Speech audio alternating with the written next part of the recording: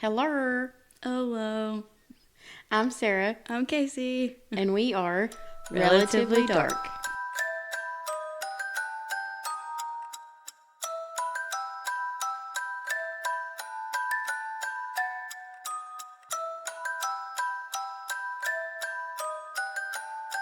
How are you today?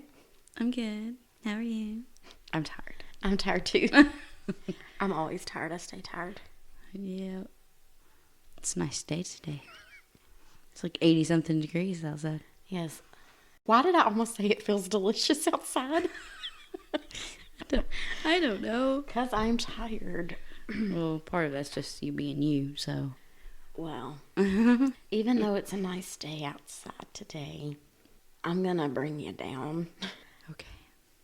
I do want to put a trigger warning at the beginning of this one. It does involve a child.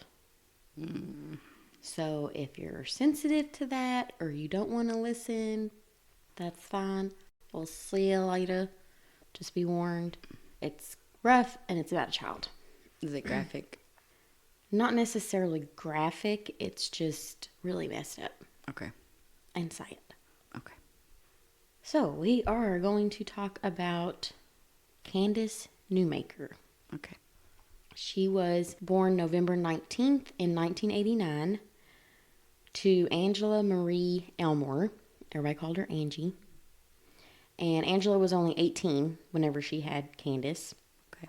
2 years earlier, she had a baby boy when she was still in foster care. When she was 16, she gave him up for adoption, knowing that he didn't have a chance with her. Right. She just wasn't prepared to raise a kid.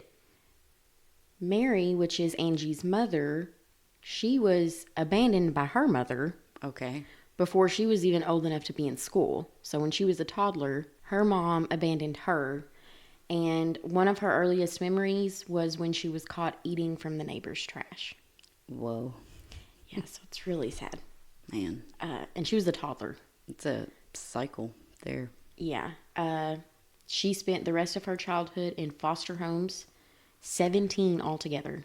And this is the girl's Grandma. grandmother. Yes, her mother's mom. Yep. She's the only one apparently that didn't abandon somebody. Well, she got married when she was 16. She had 2 children, Angie and Albert. The marriage didn't last long, and she ended up giving Angie to social services because she was living in her car at the time, and she didn't want Angie living like that. Not that that's not the right thing to do in some situations, but it's been all of them. Yeah. Man. My bad. Again. I'm sorry, y'all. It's okay. That's your catchphrase. My bad. Apparently. Angie lived in 10 different foster homes and 2 group homes. One that was for emotionally disturbed youth. In one of those homes, she was fed dog food as a punishment. What? Nothing I read said what she was being punished for, but not that it matters. Yeah. She was considered a problem child because she was always angry. And this is Angie? Yes. Okay. And her outbursts eventually became violent. Man. But Angie always wanted a family, and she wanted to prove that she could do it right. Her mom didn't do it right. Her mom's mom didn't do it right. Right. She was going to break the cycle. By age 17, Angie was married to a man named Todd Elmore, and he was 6 years older, so he was 23 years old. Angie would later say that she didn't love Todd, and she married him to get away from her mother, which is not the best reason to get married. Yeah. But Todd had a criminal record. Nothing huge, but like driving without a license, running from the cops. The Lincoln County Sheriff. Lincoln County? Yeah, this is in North Carolina, by the way. Okay, sorry. I did not say that earlier. The Lincoln County Sheriff said he couldn't make it a month without lying, stealing, and raising a ruckus. And she also referred to him as a twerp. A twerp. Yeah. Because Angie wanted a family, she was thrilled when she found out that she was pregnant with Candace. She played classical music, and she read stories, and she heard, that doing all that stuff is going to make your baby smart. Angie's stepdad, David, which is Candace's step-grandfather, Right.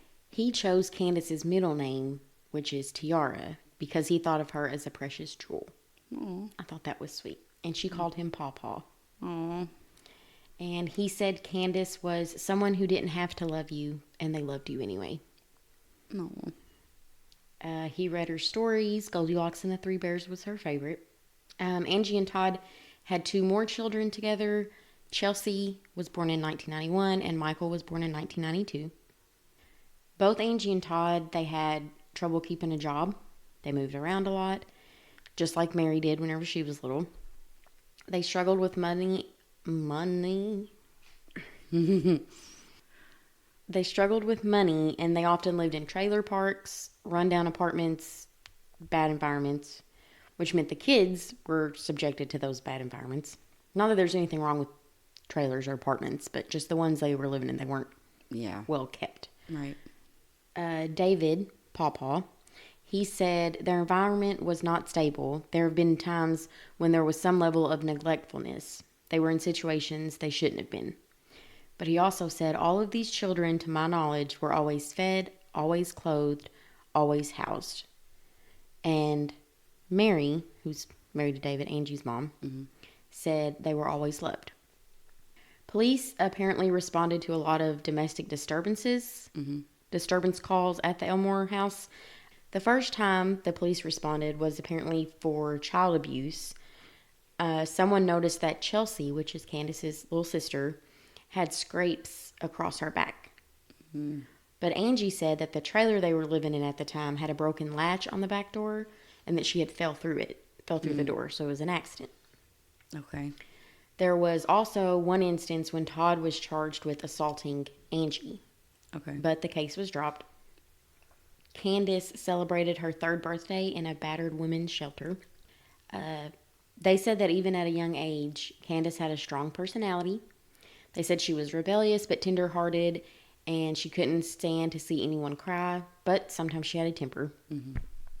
She apparently mothered her siblings and would put herself between Angie and Todd when they were arguing. Man. Which that's a lot for... I mean, it's a lot for any kid, but... Yeah, especially a 3-year-old. Yeah. At the time Candace was 5, her, Chelsea, and Michael were all put into foster care. David and Mary considered taking them, but with all of them being under the age of 6, they really didn't think that they could give them the time and attention that they needed. Right. David later said, I've beaten myself up over it as the years go by, but I told myself they could have a better life. On June 14th in 1996, at 6 years old, Candace was adopted by Jeane Newmaker and given the new name Candace Elizabeth Newmaker. Why didn't they keep her middle name? Not that I think that you know that. That's just weird. Sorry. Jeane, her adoptive mom, her middle name is Elizabeth. Okay. So she gave her middle name. Okay. A little background about Jeane. Background about Jeane. She graduated high school with honors. She was a member of the student council, the French club, the Latin club, the ski club, and she participated in school plays. My goodness. People who knew her described her as serious, pleasantly social, not a snob, and not a partier. Okay. She got a master's degree in nursing from the University of Virginia and began working as a nurse practitioner specializing in pediatric gastroenterology and nutrition. All right. So it seemed like she was pretty well-rounded, good head on her shoulders, but she definitely experienced some family drama / trauma, whatever. Her uncle was killed in a race car crash when she was 3. Okay. When she was in college, her dad started getting DUIs and was eventually ordered to check into a rehab center. And some people think that his brother's death, which was her uncle, it was her dad's brother, kind of put him on that path. Right. And he was the one who identified his body when his brother died. Man. So just that would take a toll on him. Right. While he was at the rehab center, her dad meets a woman named Fanny, and he eventually leaves his wife, Jeane's mom, to be with Fanny. And they get divorced about a year later when Jeane is 28 years old. Her mom, Dorothy, is later diagnosed with cancer, and she passes away in 1986. And her dad, John, succumbs to lung disease just a year later. Man. So she went through quite a bit, too. So now, back to 1996, she adopts Candace.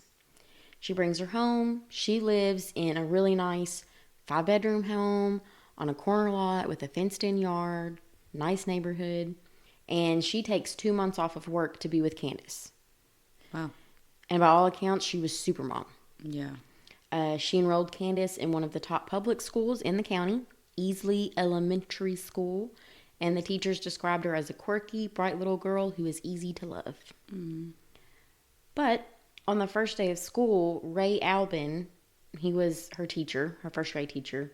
Candace was standing outside the door, and he heard her say, "There's a boy in there, and I don't like boys." And Jeane told her, "That's not a boy, that's a man, and he's your teacher."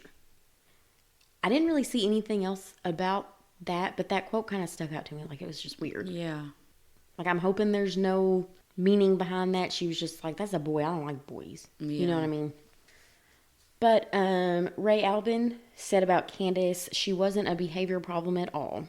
And she was apparently drawn to the special education kids and the kids that were, like, in wheelchairs or disabled. Yeah. And Albin said Candace would want to wheel them around.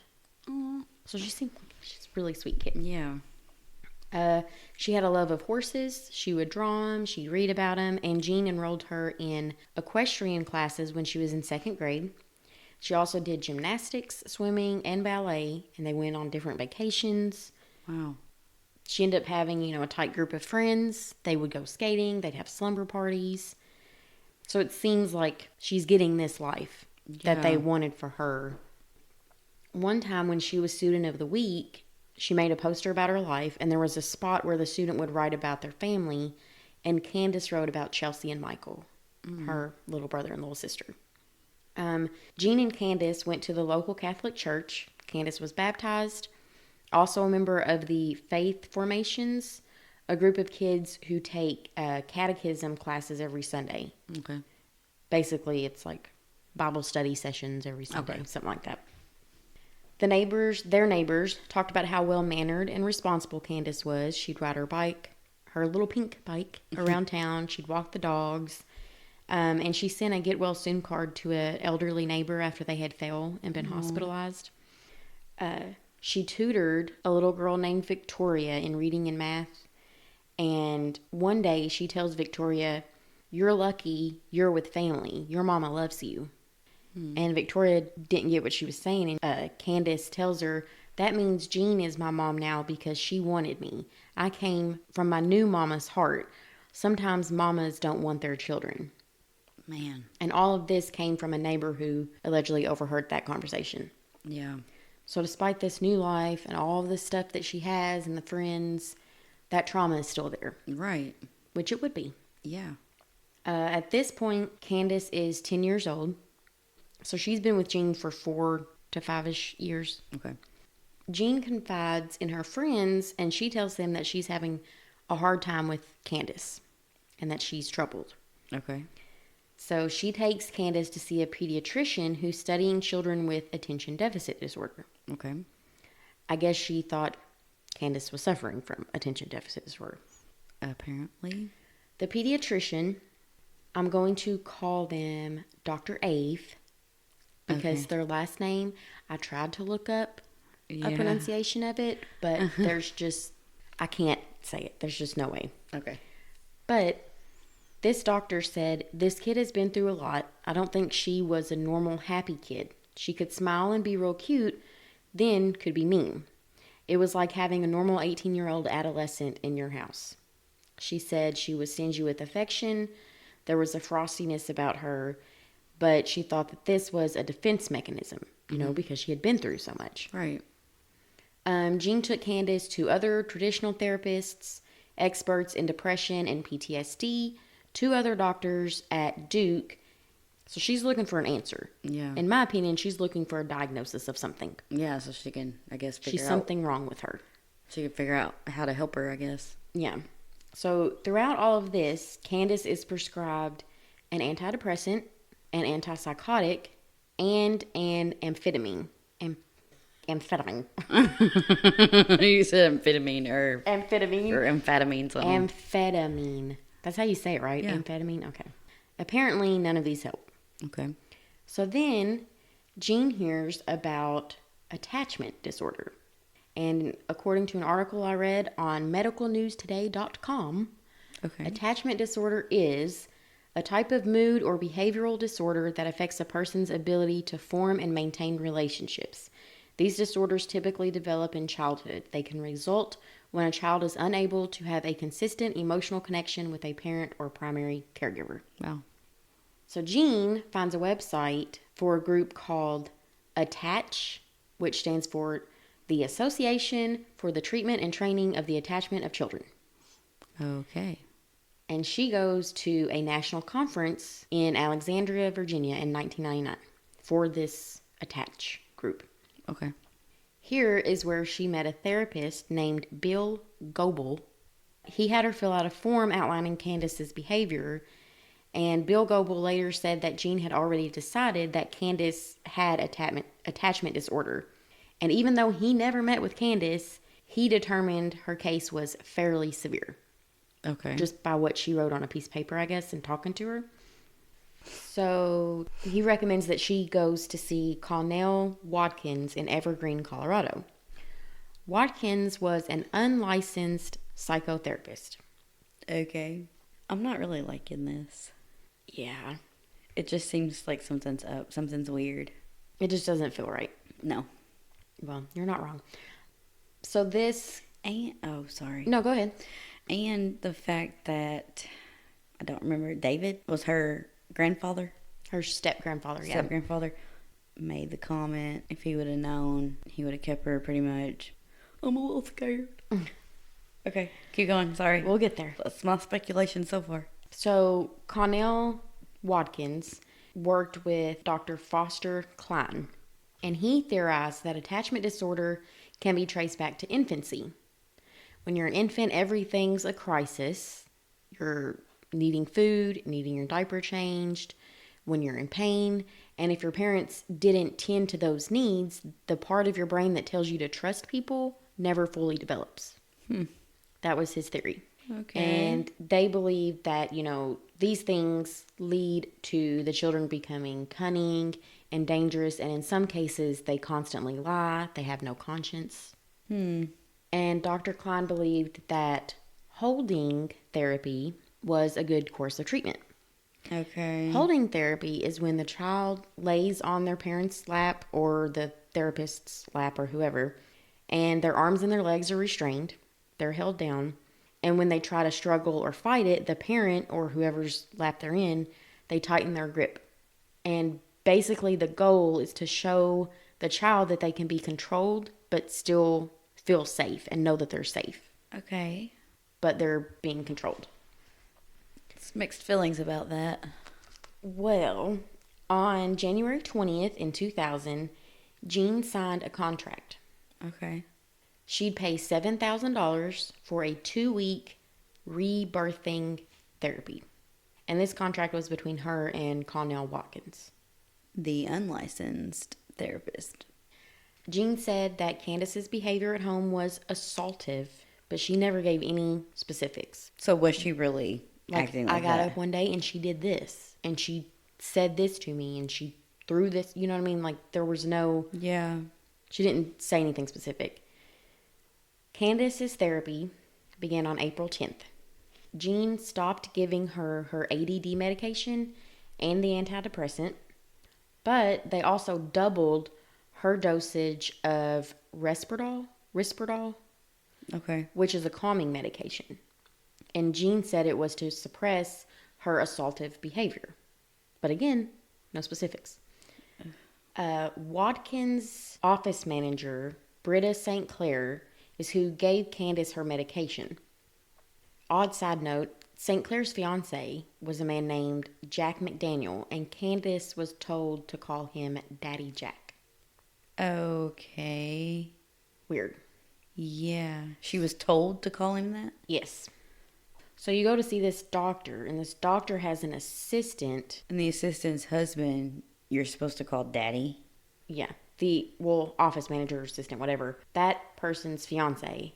You're a patient, and you're supposed to call them Daddy Jack. Whatever. Yeah, so... All right. McDaniel, this is the last time I'm saying this, quote unquote Daddy Jack, he was going to be paid $700 to write the report on Candace after the 2 weeks of her therapy. What's his occupation? Mind you, he had no medical or training in therapy. Exactly. Why is he roped into the... What the heck? A week into her therapy, they had Candace participate in compression therapy. Wrapped in a sheet, from like her neck down, shoulders down, whatever, her head was sticking out. They had her lay on the floor, and they put a cushion on each side of her, and then Jeane laid across the cushions on her back, kind of like in a cross. So if she's laying this way, she's laying... Yeah, I get what... Vertical and horizontal, whatever. Yeah, perpendicular to each other. That's the word. You're welcome. Thank you. You're welcome. This session lasted for 3 hours. Wrapped up in the blanket, and Jeane laying across her back. After which Candace was... So she was laying on her stomach? Yes. Candace was on her stomach? Yes. Okay. So after 3 hours of this, Candace is told to crawl to the chair where Jeane is sitting and lie in her arms like a baby and let Jeane feed her from a plate. Candace did as she was told, and Jeane apparently started bawling tears of joy because the therapy was working. She was starting to get that connection to her that she hadn't felt. Okay. So now we're going to talk about April 18th. 2000? Yes. Okay.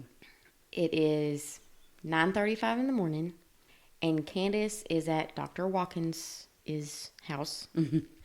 Julie Ponder is another therapist, and that's who is in the room with Candace at this time, at 9:35. So not the Watkins or whatever. Right. The camera is rolling because this is a therapy session, so a lot of times they do record all that stuff. And Ponder, she talks to Candace about being reborn. She tells her being a baby is hard, being born is hard, and she tells her that you must scream and cry because that's how a baby does it. Then you must look for your mother and reach out for her from the womb. She also says you will have plenty of air to breathe. So the outline of what they have planned for this therapy session. Candace is going to be wrapped up tight in a sheet. Okay. And that sheet will represent the womb. And she has to work hard and wriggle herself out to be reborn. So she has to do it. Yes. That's not how it works when you're born, though. Ponder tells her, you're going to go through the birth canal. While you're in the womb, you'll have plenty of air to breathe. Okay. At 9:44, so this is 9 minutes later, Ponder, she lays a queen-sized flannel sheet on the floor. Candace lays on the sheet in the fetal position, and Ponder wraps the sheet tightly around her, head to toe. Okay. And the four corners of the sheet are wrapped together at the top of her head. So her head's covered everything, head to toe. This is when Watkins comes in and places 4 pillows over Candace, kind of like a tent, 2 on one side, 2 on the other. Also present during this session are Jeane Newmaker, her adoptive mom, Jack McDaniel, the guy with no credentials whatsoever. Yeah, and Britta St. Clair. Watkins, St. Clair, McDaniel, and Ponder lean against Candace, and Ponder is beside Candace's head, and she holds onto the sheet, the 4 corners of the sheet, tightly in her hand that's wrapped around Candace's head. Jeane is sitting above Candace's head, and she's supposed to come out at that point from the head. That's where Candace is supposed to come out. And Jeane is told, this is where you talk to her. You talk to her through the top of the sheet. Okay. The 4 grown adults with a combined weight of 673 pounds start pushing on Candace, who weighs 70 pounds. Okay. Keep in mind, this is a 10-year-old little girl. Yeah. 673 pounds of pressure on her. This is when I'm going to talk a little bit about what was said during this quote-unquote therapy session. Okay. So this whole thing was recorded because, it's a therapy session. Yeah. The tape was never released. You'll understand why very shortly. But there is a transcript of the tape. I will link it in the show notes. Yeah. I just want to go over just a few like bullet points in the transcript. Okay. Because it's easier to kind of just say what was said instead of explaining it. Right. A few minutes into the session, Watkins says, if the baby doesn't decide to be born, she will die. When the baby decides to be born, it's a wonderful thing. And Ponder says, so little baby, are you ready to be born? And Candace says, uh-huh. Ponder, come out head first. You have to push really hard with your feet. If you stay in there, you're going to die, and your mommy's going to die. 8 minutes and 42 seconds into this, Candace says, who's sitting on me? I can't do it. Watkins tells her sometimes it takes 18 hours to be born. 9 minutes and 36 seconds into it, Candace is screaming, and she says, I can't do it. I can't do it. I can't breathe. I can't breathe. 10 minutes and 16 seconds, Candace says, whoever is pushing on my head, it's not helping. I can't do it. I can't do it. I can't breathe. It's too dark under here. Please quit pushing on my head. I can't do it. Somebody's sitting on top of me. My goodness. About a minute later, she says, I can't do it. I'm going to die. Ponder says, do you want to be reborn or do you want to stay in there and die? Oh my gosh. 11 minutes and 40 seconds, Candace says, quit pushing on me. Please quit squishing my legs. I'm going to die now. And Ponder says, do you want to die? Candace says, no, but I'm about to. She says, please, please, I can't breathe. I can't do it anymore. Please quit pushing on me. I need some help. Help me, please. After 16 minutes and 8 seconds, Candace says, can you let me have some oxygen? You mean like you want me to die for real? And Ponder says, uh-huh. Candace says, die right now and go to heaven? And Ponder says, go ahead and die right now. For real, for real. Oh my gosh. Candace tells them she's sick, and Watkins says, just go ahead and die. It's easier. It takes a lot of courage to be born. Candace ends up vomiting and using the bathroom on herself. About 40 minutes into it, Ponder says she gets to be stuck in her own puke and poop. What? Watkins says, uh-huh, it's her own life, quitter. What? 40 minutes and 1 second, Candace says, no. And this is the last word they hear from her. The so-called adults, after this, continue calling her a quitter, and Watkins eventually says, let's talk to the twerp. They unwrap Candace after almost an hour and 10 minutes. So this is roughly 30 minutes since they last heard her speak. And Watkins says, oh, there she is sleeping in her vomit. What? Candace isn't breathing, and her face is blue. Jeane and Ponder start CPR, and Watkins calls 911 at 10:56 that morning. They do get a pulse, and she makes it through the night on life support at a children's hospital. But at 9 a.m. the next day, Candace dies from brainstem herniation and cerebral edema brought on by mechanical asphyxiation. My goodness. That's awful. Did these people go to jail? Did they get the death penalty? Please tell me something. Justice, please. Before I tell you that, their claim is they had no intention of killing her. They didn't know that she was dead, basically, until they unwrapped her. So their for real, yes, die was just metaphorical? You can use that defense until she says, do you want me to die for real? And they say, uh-huh. For real. Like die and go to heaven? And they say, yeah, for real, for real. Watkins and Ponder, they were convicted of reckless child abuse resulting in death and sentenced to 16 years in prison. St. Clair and McDaniel, they took a plea deal. They got 10 years of probation for criminally negligent child abuse, and they had to serve 1,000 hours of community service. Watkins, who was sentenced to 16 years, she was paroled in 2008. She served about 7 years of her 16-year sentence. Jeane Newmaker, Candace's adoptive mom, She pled guilty to negligent child abuse resulting in death, no jail time, and she had to serve 400 hours of community service. I've never felt like the sentencing for child cases, I've never felt like it was harsh enough, ever.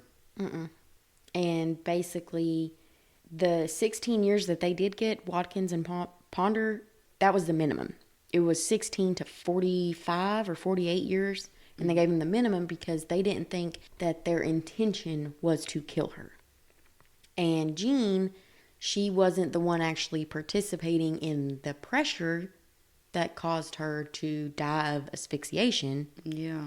And they pretty much thought she was just a victim of, like, quack psychiatry. Yeah. Man. And her birth parents, like her biological parents, they didn't find out that she had passed until, I think, 5 months, a little over 5 months after her funeral.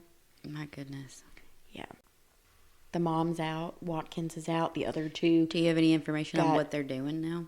I know that Jeane is just, like, to herself. She doesn't talk to nobody. She doesn't talk to... There's, like, a sign on her door that says no journalists or journalists go away.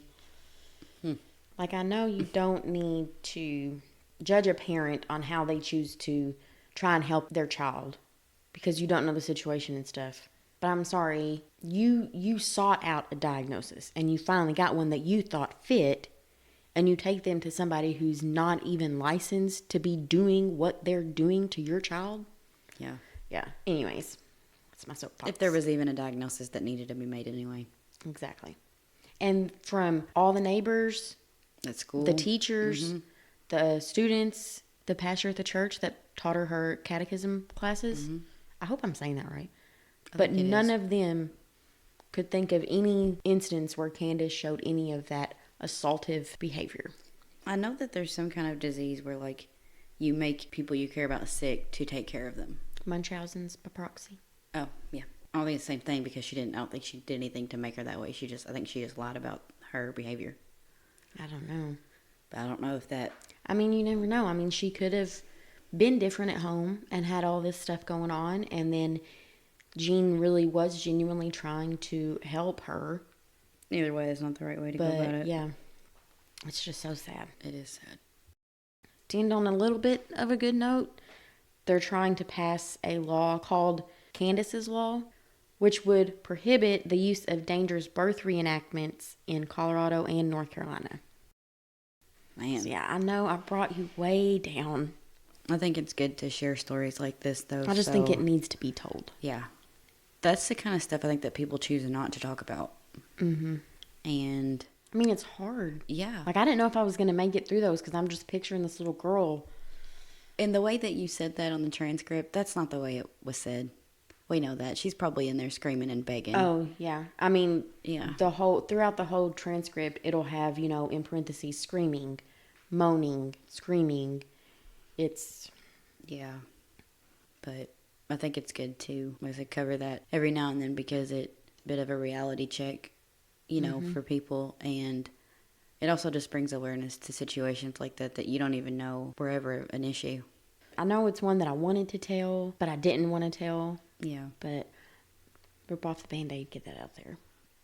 Yeah, I'm glad you did. It's sad and it sucks, but I'm glad you did. Yeah. The tragic rebirthing of Candace Tiara Elmore is what I want to call her. I agree. But yeah, Candace Newmaker. Bless her heart. Yeah. She was adorable. She was a cute little nugget. But yeah, we'll sorry have to something bring lighter you next down. time. Speaking of which, since we brought you down so low today, we thought we would give you 2 episodes this week. Maybe something a little lighter, not so, tragic. Something a little more just relatively dark. Yes. But yeah, just something on the lighter side. Yep. But I hope this will bring awareness to all the quacks out there. Yeah. And hug your babies. Very tight. Even after that, we hope that you Yes. keep listening. Yes. You can send thoughts on this case suggestions, personal stories to our email at relativelydarkpodcast@gmail.com. Please follow us on Instagram. Yep. And the link to that is in our show notes as well. That and our email. We'll post pictures of little Candace. Yep. And the Horrible people. Other people. But we hope you have a wonderful day. Aside from that, we hope the rest of your day is fantabulous. Until next time. Thank you guys. Thanks. Bye. Come again. Bye. Come again. Goodbye. Oh my.